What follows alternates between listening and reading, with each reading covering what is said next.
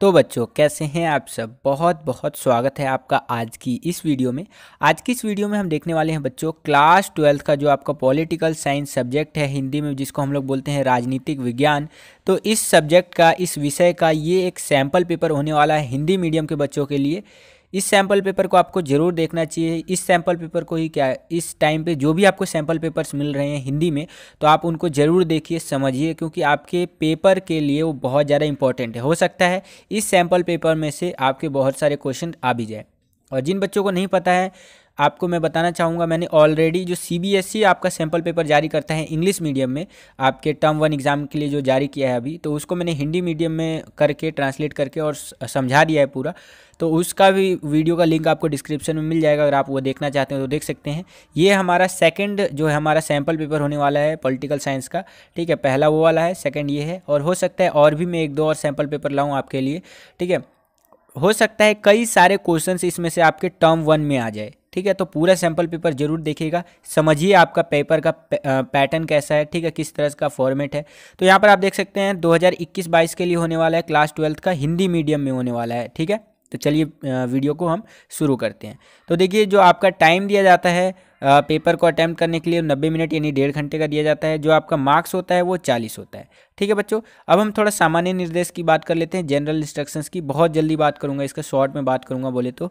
सामान्य निर्देश में बेसिकली आपका जो पेपर है वो 3 सेक्शंस में डिवाइड होगा। सेक्शन ए में 24 में से 20 प्रश्न कर लीजिएगा। सेक्शन बी में आपका 24 प्रश्न में से 20 प्रश्न कर लीजिएगा, सेम है आपका दोनों। सेक्शन सी जो होगा हमारा, उसमें 12 प्रश्नों में से कोई 10 प्रश्न कर लीजिएगा। ठीक है, बाकी जब आपका पेपर आपके हाथ में आएगा तो उसमें भी जनरल इंस्ट्रक्शंस जरूर पढ़िएगा। ठीक है, उसी प्रकार से आपके सभी जो प्रश्न होंगे उनके अंक समान होंगे और कोई भी नेगेटिव मार्किंग नहीं होगी। चलते हैं बच्चों सेक्शन ए की तरफ। तो सेक्शन ए में देखिए बच्चों क्या कह रहा है हमसे यहाँ पर, कि इस सेक्शन में कुल 24 प्रश्न हैं, कोई भी 20 प्रश्न आपको हल कर देने हैं। तो पहला प्रश्न देखिए बच्चों, पहला प्रश्न क्या पूछ रहा है हमसे यहाँ पर। प्रश्न नंबर जो हमारा पहला है वो ये पूछ रहा है बच्चों यहाँ पर कि वर्ल्ड बैंक ने यानी कि विश्व बैंक ने भारत पाकिस्तान के किस विवाद का समाधान करने में मध्यस्थता की भूमिका कह लीजिए निभाई है। तो वो सही विकल्प का आपको चयन करना है। तो 4 ऑप्शन है आपका यहाँ पर, सिंधु नदी जल विवाद, अंतर्राष्ट्रीय व्यापार विवाद, अंतर्राष्ट्रीय सीमा विवाद, या फिर कश्मीर का विवाद। कश्मीर का मुद्दा तो आज तक सॉल्व ही नहीं हुआ। तो इसका सही उत्तर आप लिख सकते हैं बच्चों, फर्स्ट ऑप्शन बिल्कुल आपका सही हो जाएगा। सिंधु नदी जो जल विवाद रहा है हमारा वो इंडिया पाकिस्तान के बीच में, तो उसको जो है सो कि ठीक करने में, उस विवाद का समाधान करने में मध्यस्थता, एक तरह से मीडिएटर जो होता है ना, बीच वाला आदमी, उसकी भूमिका निभाई है। ठीक है, आगे चलते हैं बच्चों, अगला प्रश्न देख लेते हैं। अगला प्रश्न है हमारा दूसरा प्रश्न। दूसरा प्रश्न क्या पूछ रहा है बच्चों, यहाँ पर ध्यान से देखिए कि ताशकंद समझौता कब हुआ था। सही विकल्प का आपको चयन करना है। तो जो ताशकंद समझौता हुआ था बच्चों, वो हुआ था आपका 1966 में। कब हुआ था बच्चों? 1966 में। आगे चलते हैं, अगला प्रश्न देखिए बच्चों, तीसरा प्रश्न। तीसरा प्रश्न क्या पूछ रहा है बच्चों यहाँ पर हमसे कि भारत ने अपने परमाणु कार्यक्रम की शुरुआत कब की थी, वो आपको सही विकल्प बताना है। तो 1974 यहाँ पर आप लिख सकते हैं तीसरे में, कि आपका 1974 के अंदर जहाँ तक मुझे याद है आपका परमाणु जो कार्यक्रम है उसकी शुरुआत की थी। ठीक है, वैसे इसका 1940 भी हो सकता है। एक बारी आप जो है सो कि कमेंट करके बताइएगा इसका सही उत्तर क्या है। जहाँ तक मुझे लगता है हो सकता है 1974, लेकिन कई जगह मुझे लगता है कि 1940 भी हो सकता है, क्योंकि यहाँ पर बात जो कर रहे हैं ना बच्चों, वो परमाणु कार्यक्रम की शुरुआत की है 1974 में। तो जहाँ तक लगता है मुझे कि पहला परमाणु परीक्षण, जिसको स्माइलिंग बुद्धा बोलते हैं, वो हुआ था, मतलब उसका कोड नेम था। और दूसरा हमारा जो सफल परमाणु परीक्षण हुआ था वो शक्ति 98 के नाम से 1998 में। तो जहाँ तक इसका 1940 हो सकता है। ठीक है, तो फोर्थ ऑप्शन। आगे चलते हैं, चौथा क्वेश्चन देखते हैं बच्चों। चौथा क्वेश्चन काफ़ी इजी है और महत्वपूर्ण भी आपकी परीक्षाओं के लिए, कि नीति आयोग किस वर्ष में अस्तित्व में आया था। तो जो नीति आयोग था आपका वो आया था जनवरी 2015 के अंदर। तो पाँचवें का जहाँ तक है आपका, चौथे का जहाँ तक है आपका पहला उत्तर सही होगा, जनवरी 2015 में। आगे चलते हैं, अगला प्रश्न देखते हैं, पाँचवा प्रश्न। पाँचवा प्रश्न देखिए बच्चों क्या पूछ रहा है यहाँ हमसे। प्रश्न पूछ रहा है बच्चों कि भारत के प्रथम रक्षा मंत्री कौन थे, वो आपको बताना है। तो भारत के जो प्रथम रक्षा मंत्री थे बच्चों, उसका सही उत्तर हो जाएगा ऑप्शन नंबर दूसरा हमारा, श्री बलदेव सिंह जी थे। ठीक है, आगे चलते हैं, अगला प्रश्न देखिए, छठा प्रश्न। छठा प्रश्न क्या पूछ रहा है बच्चों, यहाँ पर ध्यान से देखिए इस प्रश्न को। प्रश्न पूछ रहा है बच्चों हमसे कि योजना आयोग का प्रमुख कार्य क्या है, मतलब क्या था आपका, वो बताना है आपको। ठीक है, तो योजना आयोग जो था उसका प्रमुख कार्य था बच्चों पंचवर्षीय योजना बनाना। ठीक है, तो छठे का आपका फोर्थ ऑप्शन बिल्कुल सही हो जाएगा। आगे चलते हैं बच्चों, अगला प्रश्न देखिए, अगला प्रश्न है सातवां प्रश्न। सातवां प्रश्न क्या पूछ रहा है बच्चों हमसे यहाँ पर कि सीमांत गांधी का संबंध निम्नलिखित में से किससे है, वो आपको बताना है। तो खान अब्दुल गफ्फार खान जी से सीमांत गांधी के नाम से वो जाने जाते थे, तो ये हमारा थर्ड वाला बिल्कुल सही हो जाएगा। आगे चलते हैं, अगला प्रश्न देखिए, आठवां प्रश्न है बच्चों हमारा कि एमनेस्टी इंटरनेशनल, कई बार चर्चा की है मैंने इसके बारे में, इसका संबंध कह सकते हैं निम्नलिखित में से किससे है, तो वो आपको बताना है सही विकल्प का चयन करके। तो ये आपका मानव अधिकारों से संबंधित है एमनेस्टी इंटरनेशनल। ठीक है बच्चों, आगे चलते हैं, अगला प्रश्न देखिए, अगला प्रश्न है हमारा नौवां प्रश्न। प्रश्न बहुत बार आपने सुना होगा, इंपॉर्टेंट है आपके परीक्षाओं के लिए। ये है आपका कि भाग्यवधू से चीर प्रतिचित भेंट का प्रसिद्ध भाषण किसके द्वारा दिया गया था, तो वो दिया गया था बच्चों आपका पंडित जवाहरलाल नेहरू जी के द्वारा। ठीक है, आगे चलते हैं, अगला प्रश्न देखते हैं, दसवां प्रश्न। दसवां प्रश्न क्या पूछ रहा है बच्चों, यहाँ पर ध्यान से देखिए कि दो ध्रुवीयता को चुनौती दी गई, किसके द्वारा, सही विकल्प का चयन करना है आपको। तो इसका ऑप्शन नंबर फोर्थ जो है हमारा गुटनिरपेक्षता के द्वारा जो है ये बिल्कुल हमारा सही हो जाएगा। दो ध्रुवीयता को चुनौती गुटनिरपेक्षता के द्वारा ही दी गई थी। आगे चलते हैं, अगला प्रश्न देखिए बच्चों, अगला प्रश्न है 11वां प्रश्न। 11वां प्रश्न क्या पूछ रहा है बच्चों कि सोवियत संघ पर कम्युनिस्ट पार्टी ने कितने वर्षों तक शासन किया था। बहुत इजी प्रश्न है, आपको मैंने कई बार बताया, 70 वर्षों तक शासन किया था। ठीक है, आगे चलते हैं, अगला प्रश्न है हमारा 12वां प्रश्न। देखिए 12वां प्रश्न क्या पूछ रहा है हमसे यहाँ पर बच्चों, ध्यान से देखिए कि आपका सोवियत अर्थव्यवस्था की प्रकृति के बारे में निम्नलिखित में से कौन सा कथन गलत है, सही विकल्प का आपको चयन करना है। तो इसका सही उत्तर है पहला, 12वें का पहला हो जाएगा कि जनता को आर्थिक आज़ादी थी। ठीक है, तो ये आपका गलत है, सोवियत अर्थव्यवस्था की प्रकृति के बारे में। आगे चलते हैं, 13वां प्रश्न देखिए बच्चों, 13वां प्रश्न क्या पूछ रहा है हमसे कि प्रथम खाड़ी युद्ध का केंद्र बिंदु था, कौन सा था बच्चों केंद्र बिंदु, याद कीजिए 13वां प्रश्न। तो इसका सही उत्तर हो जाएगा बच्चों ऑप्शन नंबर हमारा फोर्थ। ठीक है, 13वें प्रश्न का कुवैत को आज़ाद कराना। ठीक है, आगे चलते हैं बच्चों, अगला प्रश्न देखते हैं। अगला प्रश्न है 14वां प्रश्न। ये क्या पूछ रहा है बच्चों कि CIS, मैंने इसके बारे में भी आपको बताया बच्चों, CIS का परिणाम सही विकल्प का चयन करना है आपको। ठीक है, मतलब CIS परिणाम है, किसका परिणाम है मतलब वो आपको बताना है। तो CIS जो परिणाम है बच्चों हमारा, ये है हमारा 14वां प्रश्न। इसका सही उत्तर हो जाएगा सोवियत संघ के विघटन के बाद ही CIS बना था हमारा। इसका फुल फॉर्म भी बताया था मैंने आपको, अभी मेरे को ध्यान नहीं आ रहा है। ठीक है, बड़ा ही सही सा इसका फुल फॉर्म था, सोवियत संघ से रिलेटेड ही था।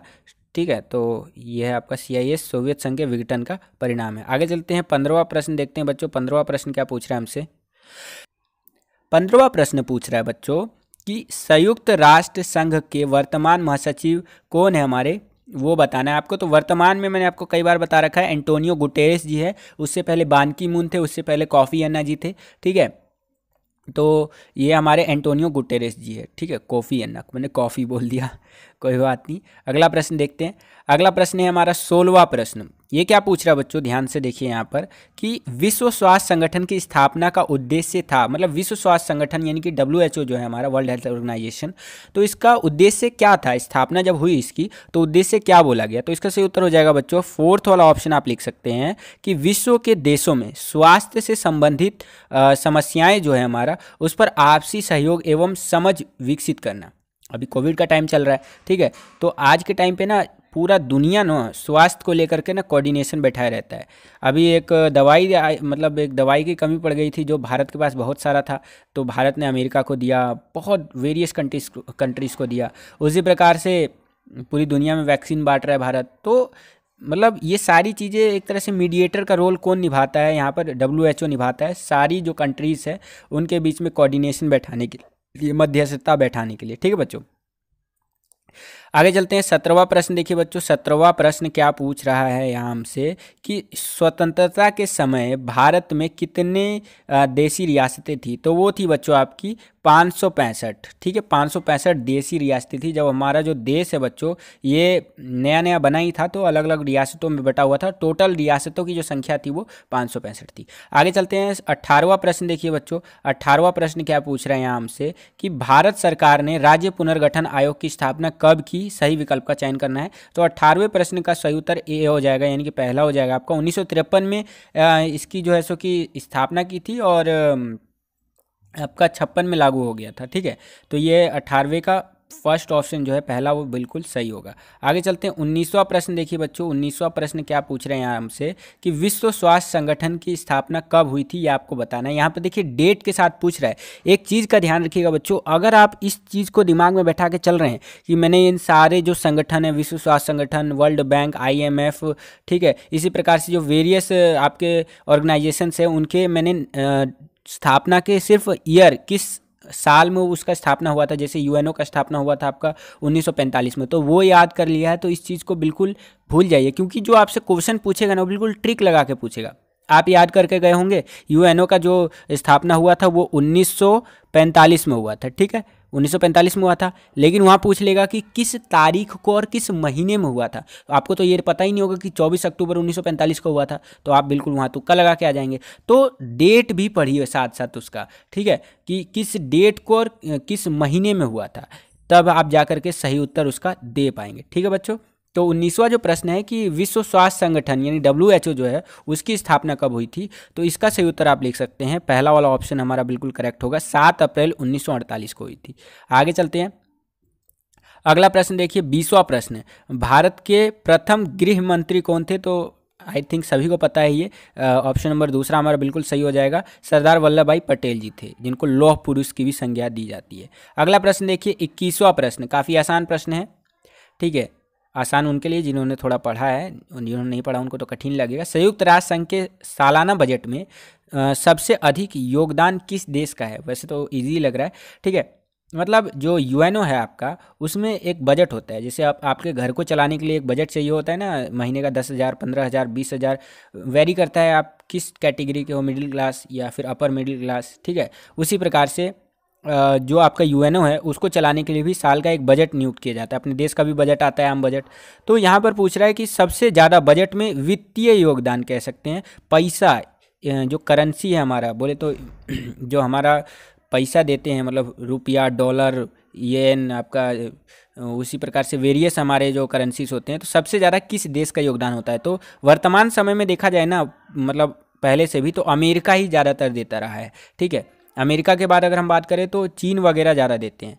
उसी प्रकार से आगे चलते हैं, अगला प्रश्न देखिए 22वां प्रश्न। 22वां प्रश्न क्या पूछ रहे हैं यहाँ पर हमसे बच्चों कि संयुक्त राष्ट्र संघ के निकाय संयुक्त राष्ट्र सुरक्षा परिषद में सबसे अधिक बार वीटो पावर का प्रयोग करने वाला देश। देखिए यहाँ पर कितना ट्रिक लगा करके पूछा, बच्चा पहले वाले लाइन में थोड़ा कंफ्यूज होने का कोशिश कर सकता है, इसलिए थोड़ा सा ना मतलब कोशिश नहीं कर सकते, कंफ्यूज हो ही जाएगा अगर जिसको ज़्यादा नहीं पता होगा तो।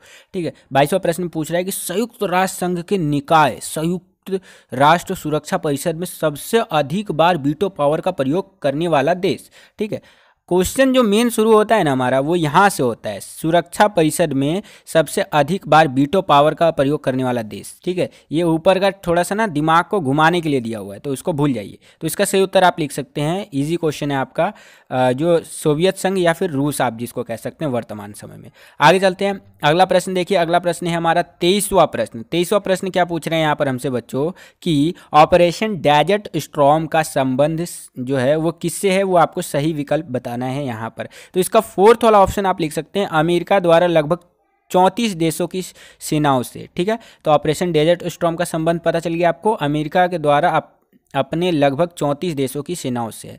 आगे चलते हैं 24वां प्रश्न देखते हैं बच्चों। 24वां प्रश्न क्या पूछ रहा है हमसे यहाँ पर कि दो ध्रुवीय विश्व के पतन का कारण था, क्या कारण था वो आपको बताना है। तो दो ध्रुवीय विश्व के पतन का कारण, 24वां प्रश्न। ठीक है, तो इसका सही उत्तर है बच्चों ये उपयुक्त सभी आपका, यानी कि शीत युद्ध की समाप्ति भी कह सकते हैं, सोवियत संघ का विघटन जो हो गया इस कारण से भी, गुटनिरपेक्ष आंदोलन का प्रभाव भी देखने को मिला। तो उपयुक्त सारे ही कारण हैं जिससे कि दो ध्रुवीय विश्व का पतन का कारण, ये सारे आप चीज़ें लिख सकते हैं। आगे चलते हैं, अगला प्रश्न देखिए बच्चों, 25वां प्रश्न। 25वां प्रश्न क्या पूछ रहा है बच्चों यहाँ पर हमसे कि मिखाइल गोर्बाचेव ने सोवियत संघ में लागू किए गए जो मतलब सोवियत संघ में लागू किया, मतलब क्या लागू किया वो बताना है। तो पहला है ग्लासनोस्ट, दूसरा है पेस्ट्रोइका, और तीसरा है एक और दो दोनों, और चौथा है उपयुक्त में से कोई नहीं। तो इसका सही उत्तर हो जाएगा थर्ड वाला, ग्लासनोस्ट भी और पेस्ट्रोइका है, खुलापन की नीति और इस तरह से जो है सो कि उसकी नीति लागू की थी। आगे चलते हैं, 26वां प्रश्न देखिए बच्चों। 26वां प्रश्न क्या पूछ रहे हैं यहाँ हमसे कि सोवियत प्रणाली के निर्माताओं ने, जो सोवियत प्रणाली के निर्माता थे, ठीक है, उन्होंने राज्य और डैश को प्राथमिक महत्व दिया, सही विकल्प का चयन करना है 26वें प्रश्न में। तो इसका सही उत्तर आप लिख सकते हैं पार्टी की जो संस्था है उसको प्राथमिक महत्व दिया सोवियत प्रणाली के निर्माताओं ने। आगे चलते हैं, 27वां प्रश्न देखिए बच्चों। 27वां प्रश्न क्या पूछ रहा है यहाँ पर कि सोवियत संघ ने डैश और डैश में हस्तक्षेप किया, इससे सोवियत संघ की व्यवस्था और भी कमजोर हो गई, सही विकल्प का आपको चयन करना है। तो 27वां जो प्रश्न है इसका पहला वाला आप लिख सकते हैं 1979 अफगानिस्तान में, ठीक है, इसमें आ जाएगा आपका जो है सो कि ये यहाँ आ जाएगा आपका, और ये वाला जो है अफगानिस्तान यहाँ पर आ जाएगा, ठीक है। आगे चलते हैं, अगला प्रश्न देखिए, 28वां प्रश्न क्या पूछ रहा है हमसे कि अगस्त, ये बहुत आसान प्रश्न है, अगस्त 1945 में अमेरिका ने किन दो शहरों पर बम गिराए थे आपके, तो उत्तर देना है आपको। तो वो है आपका हिरोशिमा और नागासाकी। किस पर है बच्चों? हिरोशिमा और नागासाकी पर।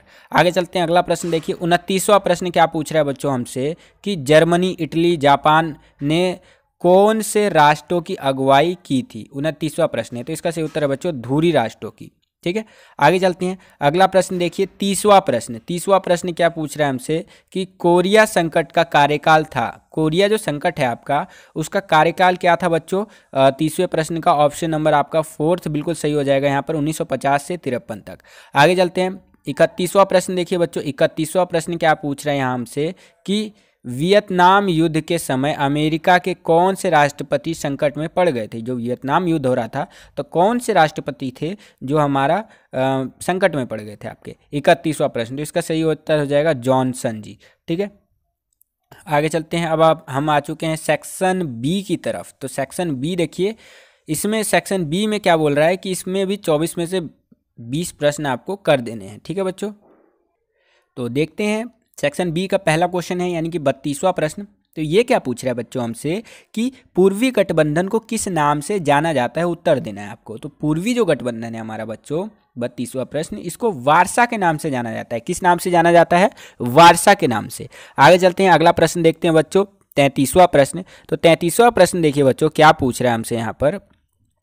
33वां प्रश्न पूछ रहा है कि बर्लिन संकट का कार्यकाल क्या था? उचित विकल्प का चयन करना है आपको। 33वां प्रश्न, तो इसका सही उत्तर हो जाएगा बच्चों, ये था 1958 से लेकर 1962 तक, ठीक है, बर्लिन संकट का कार्यकाल रहा है। आगे चलते हैं, अगला प्रश्न देखिए, 34वां प्रश्न। 34वें प्रश्न का जो यहाँ पर क्वेश्चन बन रहा है हमारा वो ये बन रहा है कि मार्शल प्लान के तहत अमेरिका ने किन देशों की आर्थिक सहायता की थी? ठीक है, जो मार्शल योजना था या मार्शल प्लान था, इसके तहत अमेरिका ने किन देशों की आर्थिक सहायता की थी, वो आपको सही विकल्प का चयन करके बताना है। 34वां प्रश्न। 34वें प्रश्न का सही उत्तर हो जाएगा बच्चों दक्षिणी पूर्वी एशियाई देशों की, ठीक है, दक्षिण पूर्वी एशियाई देशों की मार्शल प्लान के तहत अमेरिका ने मदद की थी। आगे चलते हैं, अब आ चुके हैं हम लोग कथन और कारण वाले क्वेश्चन में, जिसमें आप देखिए 35वें प्रश्न में यहाँ पर क्या लिखा हुआ है कि नीचे दो कथन दिए गए हैं, कथन ए और कारण आर, यानी कि जो अभिकथन है हमारा उसको ए से दर्शाया गया है और कारण यानी कि रीजन को आर से दर्शाया गया है। इन कथनों को पढ़िए और नीचे जो सही विकल्प है उसका चयन कीजिए। तो चलिए पढ़ते हैं बच्चों इसको, ठीक है। तो यहाँ पर अगर आप देख पा रहे हो तो सबसे पहले यहाँ पर अभिकथन क्या कह रहा है हमारे यहाँ बच्चों कि लीग ऑफ नेशन असफल रहा और दूसरा विश्व युद्ध शुरू हो गया। और कारण क्या कह रहा है बच्चों यहाँ पर हमारा कि द्वितीय विश्व युद्ध के बाद विश्व शांति और सुरक्षा के लिए संयुक्त राष्ट्र संघ की स्थापना की गई, ठीक है। तो बिल्कुल सही है, यहाँ पर दोनों चीज़ सही है हमारा। तो 35वें का आप ए लिख सकते हैं बच्चों, यहाँ पर 35वें का यहाँ पर आप एक बारी देख लेते हैं हम लोग। सॉरी बच्चों, यहाँ पर आप ये लिख सकते हैं, दूसरा वाला ऑप्शन हमारा बिल्कुल करेक्ट होगा कि अभिकथन ए और कारण आर दोनों सही है, लेकिन जो कारण आर है वो अभिकथन ए की सही व्याख्या नहीं करता है आपका। आगे चलते हैं, 36वां प्रश्न देखिए बच्चों। 36वां प्रश्न क्या पूछ रहा है हमसे यहाँ पर कि 1947 में भारत के देसी रजवाड़ों ने भारत में विलय के लिए निम्नलिखित में से किस पर हस्ताक्षर किया था। तो वो एक सहमति पत्र था, जिसको इंस्ट्रूमेंट ऑफ एक्सेशन भी हम लोग कहते हैं। ठीक है, आगे चलते हैं। 37वां प्रश्न भी देखिए बच्चों। 37वां प्रश्न भी कथन और कारण वाला है। तो इसमें अभिकथन क्या बोल रहा है हमारा कि भारत, यहाँ पर देखिए अभिकथन कि भारत पाकिस्तान विभाजन के समय बड़े स्तर पर आबादी एक जगह से दूसरी जगह जाने को मजबूर हुई थी। और कारण बोल रहा है बच्चों यहाँ पर कि मानव इतिहास की अब तक ज्ञात यह सबसे बड़ी आबादी का स्थानांतरण में से एक है, यानी एक स्थान से दूसरे स्थान तक जाने में। तो जो हमारा ये वाला प्रश्न है आपका 37वां प्रश्न, ठीक है, ये 36वां प्रश्न आई होप कि समझ में आया होगा। 37वां प्रश्न जो है आपका बच्चों, इसका सही उत्तर हो जाएगा आपका ये ऑप्शन नंबर हमारा बी बिल्कुल करेक्ट हो जाएगा कि अभिकथन ए और कारण आर दोनों सही है, लेकिन कारण आर अभिकथन ए की सही व्याख्या नहीं है। ठीक है बच्चों, आगे चलते हैं बच्चों, अगला प्रश्न देख लेते हैं। अब हम अगला प्रश्न क्या पूछ रहा है हमसे, 38वां प्रश्न देखिए बच्चों। ये पूछ रहा है बच्चों अभिकथन, देखिए यहाँ पर क्या पूछ रहा है हमसे कि हैदराबाद जो है हमारा, इसको दोबारा से हाईलाइट कर देता हूँ। ओके, हैदराबाद रियासत का नवाब दुनिया के सबसे दौलतमंद लोगों में शुमार था, बिल्कुल सही है। मणिपुर की विधानसभा में भारत में विलय के सवाल पर गहरे मतभेद थे। कारण बोल रहा है बच्चों इसमें कि हैदराबाद की रियासत बहुत बड़ी रियासत थी आपकी। ठीक है, 38वां प्रश्न है आपका। तो 38वें प्रश्न का जो सही उत्तर हो जाएगा बच्चों, ये भी हमारा दूसरा वाला हो जाएगा आपका। अभिकथन और कारण दोनों ही हमारे सही है, लेकिन जो अभिकथन है वो आपकी कारण जो है अभिकथन की सही व्याख्या नहीं है। ठीक है, तो ये चीज़ आपका यहाँ पर हो जाएगा। आगे चलते हैं बच्चों, अगला प्रश्न देखते हैं। अगला प्रश्न है हमारा 39वां प्रश्न। तो 39वां प्रश्न क्या पूछ रहा है, ये भी अभिकथन और कारण वाला है बच्चों। ये बोल रहा है यहाँ पर, अभिकथन बोल रहा है बच्चों कि आज़ादी और बंटवारे के बाद परिस्थितियाँ बदली। हमारे नेताओं को चिंता हुई कि अगर भाषा के आधार पर प्रांत बनाए गए, यानी कि राज्य बनाए गए, तो इससे जो अव्यवस्था फैल सकती है। और कारण यहाँ कह रहा है कि भाषा के आधार पर, ठीक है, जो भाषा के आधार पर प्रांत बनाए जाने से देश टूटने का खतरा पैदा हो सकता है। ठीक है, तो ये हमारा कह रहा है। तो जो 39वां प्रश्न है, इसका सही उत्तर हमारा पहला हो जाएगा कि यानी कि दोनों चीज़ें सही है हमारी, अभिकथन और कारण दोनों सही है, और कारण जो है अभिकथन की सही व्याख्या करता है। आगे चलते हैं, अगला प्रश्न देखते हैं हम लोग। अब हम 40वें प्रश्न पे आ चुके हैं। 40वां प्रश्न क्या बोल रहे हैं यहाँ पर बच्चों, ध्यान से देखिए। इसमें अभिकथन कह रहा है कि, दोबारा से करते हैं, ओके, इसमें अभिकथन कह रहा है कि 1953 में राज्य पुनर्गठन आयोग बनाया गया, बिल्कुल सही है। और कारण कह रहा है बच्चों इसमें कि राज्य पुनर्गठन आयोग की रिपोर्ट के आधार पर 1956 में राज्य पुनर्गठन अधिनियम पास हुआ। तो जहाँ तक है दोनों मुझे सही लग रहा है। ठीक है, तो 40वां जो प्रश्न है आपका, इसका भी पहला आंसर आप लिख सकते हैं कि कथन और कारण दोनों सही है, और जो कारण है आपका वो अभिकथन की सही व्याख्या है। तो ये आप लिख सकते हैं। आगे चलते हैं बच्चों, अगला प्रश्न 41वां प्रश्न। 41वां प्रश्न है आपका कि प्रथम पंचवर्षीय योजना का कार्यकाल क्या रहा है बच्चों। तो आपको पता होना चाहिए, जो प्रथम पंचवर्षीय योजना का कार्यकाल था वो 51 से लेकर 56 तक था। 5 साल का होता है, आपको पता ही है। पंचवर्षीय योजना बोले तो 5 साल। अगला प्रश्न देखिए, अगला प्रश्न है हमारे आ चुके हैं, दूसरी पंचवर्षीय योजना के नायक, हीरो किसको कहते हैं। तो जो दूसरी पंचवर्षीय योजना के नायक है हमारे, वो है पीसी महालनोबिस को कहा जाता है। किसको कहा जाता है बच्चों, पीसी महालनोबिस को। आगे चलते हैं, 43वां प्रश्न देखिए बच्चों। 43वां प्रश्न है हमारा 43 जो क्वेश्चन है, मिल्क मैन ऑफ इंडिया की उपाधि किसे दी गई थी। ठीक है, तो इसको, ये जो दी गई थी हमारी, वर्गीज कुरियन जी को दी गई थी। किसको दी गई थी, वर्गीज कुरियन। ये श्वेत क्रांति यानी कि दूध वाला क्रांति से संबंधित है। 44वां प्रश्न फिर से आ गया बच्चों, अभिकथन और कारण वाला। तो फिर से अभिकथन देख लेते हैं क्या कह रहा है मैं। अभिकथन कह रहा है कि भारत के प्रथम प्रधानमंत्री जवाहरलाल नेहरू ने हमेशा विज्ञान और प्रौद्योगिकी यानी टेक्नोलॉजी पर विश्वास जताया था। और कारण कह रहा है बच्चों यहाँ पर कि कारण को दोबारा हाईलाइट करते हैं। कारण कह रहा है कि भारतीय प्रधानमंत्री इंदिरा गांधी ने नेहरू जी के विज्ञान और प्रौद्योगिकी पर विश्वास को आगे बढ़ाते हुए पोखरण में 1974 में परमाणु परीक्षण किया। 44वां प्रश्न है आपका, तो इसका भी बिल्कुल बिल्कुल सही है आपका। पहला वाला ऑप्शन इसका होगा, यानी कि अभिकथन और कारण दोनों सही है, और जो कारण है वो अभिकथन की सही व्याख्या है। ठीक है, आगे चलते हैं। अगला प्रश्न देखिए, 45वां प्रश्न क्या पूछ रहा है यहाँ पर हमसे। तो 45वां प्रश्न पूछ रहा है बच्चों कि स्वतंत्र भारत के समक्ष दूसरी चुनौती लोकतंत्र को कायम करना था।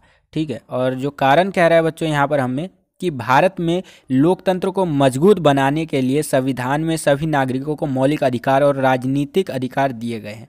45वां प्रश्न है, तो इसका आप सही उत्तर लिख सकते हैं 45वें प्रश्न का पहला वाला, कि बिल्कुल सही है आपका, ये दोनों चीज़ सही है, और ये जो अभिकथन की व्याख्या कर रहा है ये जो कारण, वो भी बिल्कुल आपका सही है।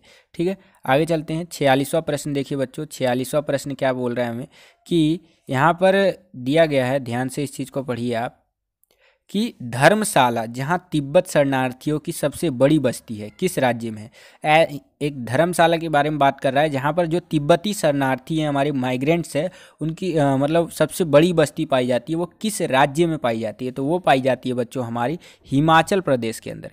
ठीक है, किस में पाई जाती है बच्चों, 46वें का हम लोग लिख सकते हैं हिमाचल प्रदेश। ठीक है, आगे चलते हैं। अगला प्रश्न देखते हैं, 47वां प्रश्न क्या पूछ रहा है हमसे यहाँ पर। तो 47वां प्रश्न क्या बोल रहा है बच्चों कि भारतीय विदेश नीति का एक महत्वपूर्ण बिंदु है। क्या है बच्चों यहाँ पर 47वें प्रश्न का सही उत्तर, तो वो है आपका गुट निरपेक्षता। ठीक है, आगे चलते हैं। अगला प्रश्न है 48वां प्रश्न, तो ये क्या बोल रहा है बच्चों हमें कि भारत जो है उसमें परमाणु कार्यक्रम की शुरुआत किस दशक में हुई थी, वो आपको बताना है। ठीक है, तो इसका मुझे थोड़ा सा डाउट है। ठीक है, ये आपका 1940 का दशक है या 1970 का दशक है, ये आप मुझे एक बारी जो एनसीईआरटी है आपकी उसमें देख करके कमेंट करके बताइएगा। ठीक है, जहाँ तक है 1940 का दशक मुझे सही लग रहा है। ठीक है, 1970 के दशक में थोड़ा सा जैसे ना 10% डाउट है मुझे। ठीक है, तो एक बारी आप कमेंट करके ये वाला प्रश्न बताइएगा अपनी एनसीईआरटी में देख करके। आगे चलते हैं, बाकी जो कल की वीडियो आएगी उसमें मैं आपको ये बता दूंगा। अगला प्रश्न है हमारा सेक्शन नंबर सी आ जाता है। इसमें भी टोटल आपका 12 प्रश्न है, 12 में से 10 प्रश्न करने हैं। ठीक है, सेक्शन सी है, सॉरी हमारा। ठीक है, सेक्शन सी। अगला प्रश्न सेक्शन सी का पहला प्रश्न देखिए बच्चों, ये क्या बोल रहा है हमारा कि नीचे दिए गए चित्र का अध्ययन कीजिए और जो प्रश्न है उसका उत्तर दीजिए। तो ये एक चित्र है, चित्रवा को ध्यान से देख लीजिए। चित्र दे दिया है हमें, चित्र आपका दिमाग में बैठ गया कि किसका चित्र है। अब 4 ऑप्शन दे दिया आपको, तो इसमें से सही उत्तर है आपका पंडित नेहरू जी का चित्र था ये। ठीक है, आगे चलते हैं। अब हम लोग 50वां प्रश्न देखिए बच्चों। 50वां प्रश्न क्या पूछ रहा है हमसे, ये ट्रिकी क्वेश्चन मैंने ही बनाया है आपके लिए। ठीक है, नीचे दिए गया जो चित्र है उसको देखो और प्रश्न का उत्तर दो। तो ये एक चित्र कह सकते हैं, इसको देख लीजिए आप। ठीक है, अब जो प्रश्न पूछूंगा उसका उत्तर देना आप।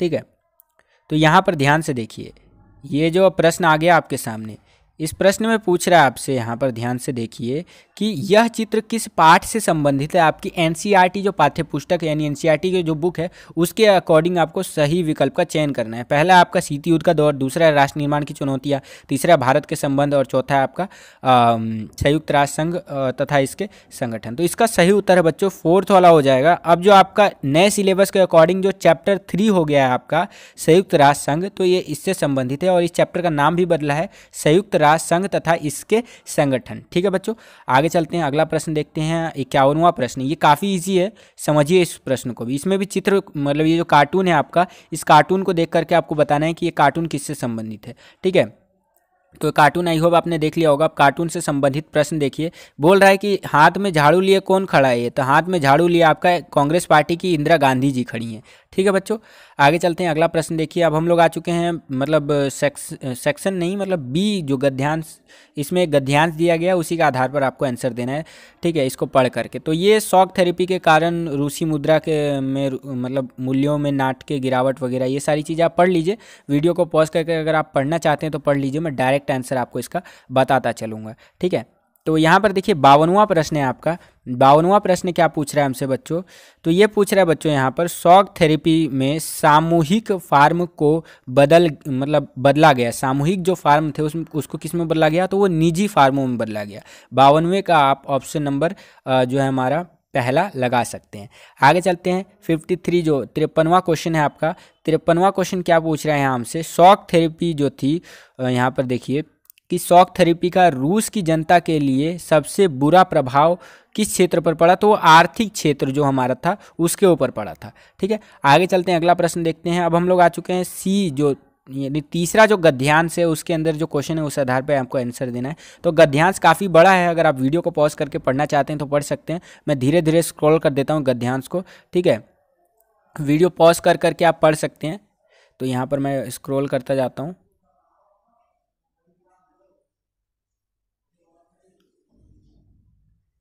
तो यहाँ पर आइए 54वां प्रश्न है हमारा। 54वां प्रश्न क्या पूछ रहा है यहाँ पर ध्यान से देखिए, गद्यांश के आधार पर ये कि 1947 का साल भारत के लिए था, क्या था बच्चों भारत के लिए। तो ऑप्शन नंबर ए आप लगाएंगे 54वें प्रश्न के अंदर। ठीक है, कि आप अभूतपूर्ण हिंसा यानी हिंसा से भरा हुआ विस्थापन, ठीक है, कि त्रासदी का काल था ये, बिल्कुल। ठीक है, आगे चलते हैं 55वां प्रश्न देखिए बच्चों। 55वां प्रश्न भी काफ़ी आसान है, अकॉर्डिंग टू आपका पैसेज बता रहा हूँ कि 1947 के इस विभाजन से कौन से दो धर्मों के लोग मुख्यतः प्रभावित हुए। उचित विकल्प का आपको चयन करना है, तो वो हिंदू और जो मुस्लिम है, फोर्थ वाला ये आपको लगाना है यहाँ पर। आगे चलते हैं 56वां प्रश्न देखिए बच्चों। 56वां प्रश्न क्या बोल रहे हैं यहाँ पर कि 15 अगस्त 1947 को गांधी जी कहाँ थे। ठीक है, 15 अगस्त 1947 को तो गांधी जी जो थे हमारे वो कोलकाता में थे। कहाँ थे बच्चों, कोलकाता में। ठीक है, आगे चलते हैं यहाँ पर आ चुके हैं हम लोग घ। ठीक है, यानी कि जो घ हमारा गद्यांश है उसके अंदर। अब इसको भी अगर आप पढ़ना चाहते हैं तो पढ़ सकते हैं, काफ़ी लंबा है ये। ठीक है, वीडियो को पॉज करके पढ़ सकते हैं आप इसको। मैं डायरेक्ट आपको आंसर बताता चलूँगा इसका, इस गद्यांश से जो क्वेश्चन आए होंगे आपके। ठीक है, तो 57वां प्रश्न देखिए बच्चों। 57वां प्रश्न क्या पूछ रहे हैं यहाँ हमसे, प्रश्न पूछ रहा है बच्चों 57वां कि भारत की परमाणु नीति के किस जो बिंदु की समीक्षा की जा सकती है। ठीक है, 57वां प्रश्न। तो इसका सही उत्तर आप लिख सकते हैं ये थर्ड वाला, पहले उपयोग नहीं। हम लोग बोलते हैं नो फर्स्ट यूज़ पॉलिसी अपनाते हैं, पहले हम परमाणु जो है उस पर वो यूज़ नहीं करेंगे। आप अगर कोई दूसरा देश जो है वो करता है तो फिर हम छोड़ेंगे नहीं। वो इंडियन आर्मी में एक बहुत फेमस डायलॉग है, मैंने हाल ही में सुना है ये, कि पहली जो हमारी गोली है, डिस्क्लेमर दे देता हूँ कि बिल्कुल ये ऐसा, ये जो गोली वगैरह है ये आर्मी में ही होता है। ठीक है, ये चीज़ है, तो मतलब और भी जगह हो सकता है। खैर, जो डायलॉग है वो समझिए कि जो पहली गोली आप चलाओ मत, और अगर अगला पहली गोली चला दे दुश्मन यानी कि, तो आप गोलियों की गिनती मत करो। ये एक फेमस डायलॉग है। तो मैंने जब सुना मतलब इसको वीडियो के रूप में, तो काफ़ी मेरे को प्रभावित लगा। ठीक है, उसी प्रकार से हमारी परमाणु नीति भी है कि पहले यूज़ मत करो, और फिर अगर यूज़ कर दिया कोई पाकिस्तान जैसे देश, तो फिर गिनती मत करो कि तुमने परमाणु बम कितने फेंक दिए उसके ऊपर। खैर, परमाणु नीति तो यही कहती है कि अगर आप दो देश परमाणु संपन्न हैं और एक देश ने दूसरे देश पे हमला कर दिया, तो दूसरे देश के पास इतनी ताकत होती है कि वो पहले देश पे हमला कर सके। इसीलिए शीत युद्ध कभी भी, जो युद्ध प्रॉपर युद्ध है, उसको उसमें नहीं बदल पाया, क्योंकि दोनों ही देश परमाणु संपन्न थे। खैर, 58वां प्रश्न देखिए बच्चों। ये पूछ रहा है कि सीटीबीटी का पूर्ण रूप है क्या, बताइए आप। सीटीबीटी का जो पूर्ण रूप होता है हिंदी में, वो होता है आपका व्यापक परमाणु परीक्षण प्रतिबंध संधि। ठीक है, आगे चलते हैं 59वां प्रश्न देखिए बच्चों। 59वां प्रश्न क्या पूछ रहा है हमसे यहाँ पर, ध्यान से देखिए कि भारतीय परमाणु नीति हमेशा से रही है, कैसी रही है बच्चों। 59वां प्रश्न है आपका, तो इसका सही उत्तर है बच्चों शांति और उन्मुख वाली। ठीक है, शांति उन्मुख वाली। आगे चलते हैं 60वां प्रश्न देखिए बच्चों। 60वां प्रश्न है आपका, क्या पूछ रहा है हमसे यहाँ पर कि एनपीटी का पूर्ण रूप बताना है आपको। जो एनपीटी है उसका पूर्ण रूप क्या है, तो इसका सही उत्तर है बच्चों परमाणु अप्रसार संधि। ठीक है बच्चों, तो यही था बच्चों आज का ये सैम्पल पेपर। आई होप कि आपको समझ में आया होगा। बहुत मेहनत लगा इस सैम्पल पेपर को बनाने में आपके लिए, और आपकी परीक्षा की दृष्टि से भी बहुत महत्वपूर्ण है। अगर आपने यहाँ तक वीडियो देख लिया है, अगर आप हमारे चैनल पर नए हैं तो हमारे चैनल को सब्सक्राइब कर सकते हैं इसी तरह की अमेजिंग वीडियोज़ को पाने के लिए, नॉलेज से भरी हुई वीडियोज़ को पाने के लिए। और सब्सक्राइब करने के बाद बगल में आपको बेल का आइकन दिखेगा, ऑल पे क्लिक करके सब्सक्राइब करने के बाद ऑल पे क्लिक जरूर कर दीजिएगा। इससे आने वाले हमारे चैनल पे नए वीडियोस की नोटिफिकेशन सबसे पहले आपको मिल जाया करेंगी। बेल आइकन पे भी क्लिक कर दीजिएगा। ठीक है, तो बस बच्चों इस वीडियो को लाइक कीजिएगा। जितना ज़्यादा आप लाइक करते हैं उतना ज़्यादा हमारा मोटिवेशन बढ़ता है और वीडियोस बनाने के लिए। मिलता हूँ आपसे अगली वीडियो में, तब तक के लिए खुश रहिए, खुश रखिए सभी को। जय हिंद, वंदे मातरम।